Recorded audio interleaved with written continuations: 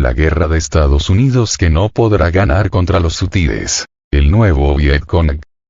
El muy bien informado Seymour Hersh comenta que los hutíes constituyen unos revolucionarios chiitas difícilmente detectables.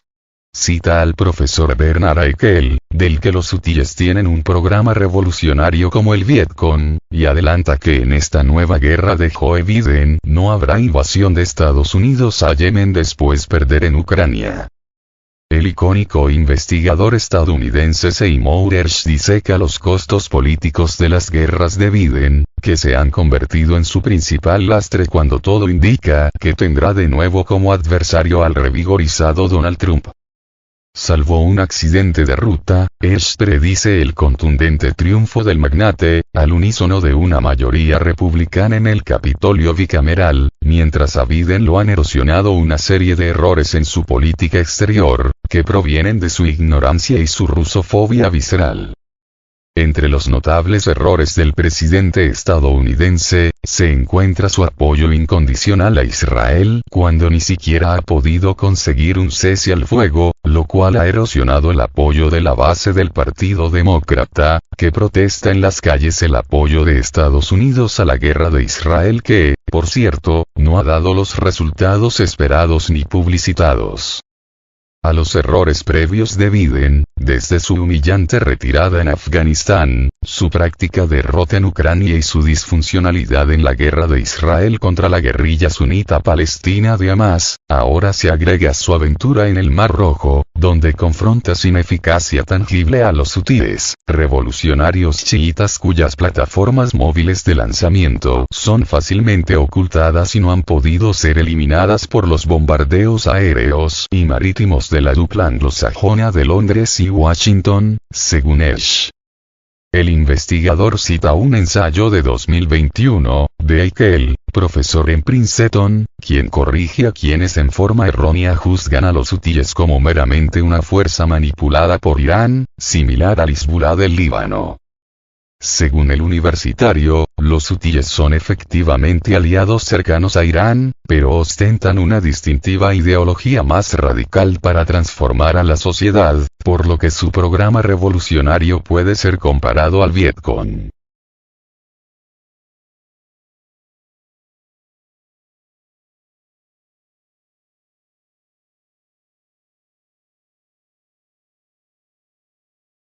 Hersh rememora cómo el ejército vietnamita llevó a la debacle a Washington en Indochina llevará el grupo guerrillero Ansarollah, el nuevo Vietcong del Medio Oriente, a Biden a su derrota electoral en noviembre. Hersh adelanta 2 puntos. 1. No habrá invasión terrestre de Estados Unidos en la nueva guerra de Biden en Yemen cuando nadie en la Casa Blanca puede asegurar lo que van a conseguir los ataques contra los hutíes. Y 2. Mientras planea la ominosa perspectiva de un alza de los hidrocarburos, producto de la guerra en el Mar Rojo, que constituiría el último clavo en el féretro político de Biden, Hersh informa el punto de vista de un veterano petrolero al respecto. Nunca hay que subestimar a los hutíes. El periodista especializado realiza una pregunta cruel cuando el mandatario norteamericano pierde su guerra en Ucrania. ¿Entenderá Biden que los ataques encabezados por su país contra los hutíes, aun siendo exitosos, no desharán el daño político que sufre en Ucrania? Asimismo, el periodista expone la insatisfacción de Barack Obama, quien puede maniobrar para quitarle a Biden el control de su campaña financiera, lo cual significaría también no ser el candidato presidencial del Partido Demócrata, tesis que también ha sido enarbolada por Trump. ¿Quiénes serían los sustitutos candidatos presidenciales de Biden? ¿Michelle Obama o Gavin Newsom, gobernador de California? Se mueven vertiginosamente las piezas en el tablero de ajedrez medio-oriental, que de facto padece una guerra regional que no se atreve a decir su nombre en los 7 frentes de Israel, ministro de Defensa Gayam Dixit. La zozobra de Biden en el Mar Rojo ha llegado al grado de que pide a China intervenir con Irán para controlar a los hutíes, según Financial Times.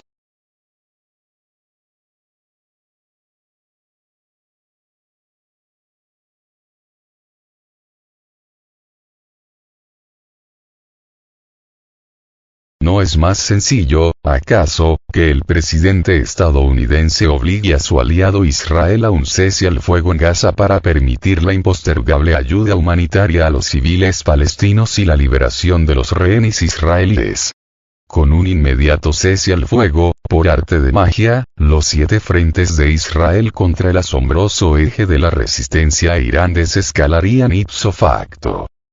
Si algo saben los estrategas iraníes es jugar a la elección presidencial estadounidense, como lo demostraron con la captura de rehenes de ese país, lo cual contribuyó a la derrota de la reelección de Jimmy Carter. Los sorprendentes posicionamientos diplomáticos reflejan la evolución de los teatros de batalla desde Ucrania hasta el Medio Oriente. Yo incluiría el concomitante epílogo del comediante házaro Volodymyr Zelensky y su fallido proyecto irredento del Gran Israel, que también se derrumba con Benjamin Netanyahu, hoy en querella con Egipto y Qatar, mientras el canciller ruso Lavrov se reúne, al margen de su presencia en la ONU, con sus homólogos de Turquía, Irán y Líbano. Por cierto, el diplomático ruso condenó la campaña militar de la dupla anglosajona en contra de los hutíes de Yemen como una manipulación de las leyes internacionales, incluyendo la Carta de Naciones Unidas. Se detecta el modo pánico de Estados Unidos y la Organización del Tratado del Atlántico Norte, OTAN. Desde los ominosos ejercicios militares en las fronteras de Rusia hasta su aventura en el Mar Rojo.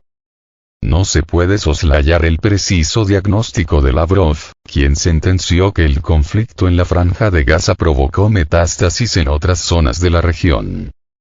Un gran movimiento estratégico en el tablero de ajedrez medio-oriental lo constituye la finalización de un tratado de 20 años entre Rusia e Irán, que cambiará al Medio Oriente para siempre, según Oil Price. Se trata de la resurrección del petróleo, ni más ni menos.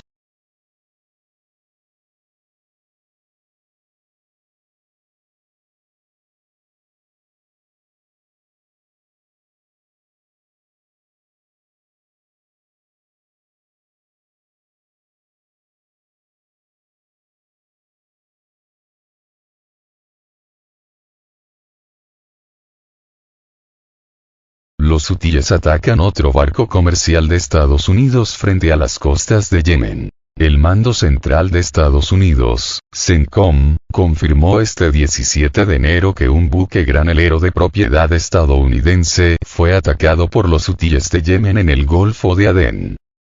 La agresión fue realizada con un dron lanzado desde la zona de Yemen que controlan los hutíes en contra del barco M/B Genco Picardy, el cual portaba bandera de las Islas Marshall, detallaron las autoridades del país norteamericano.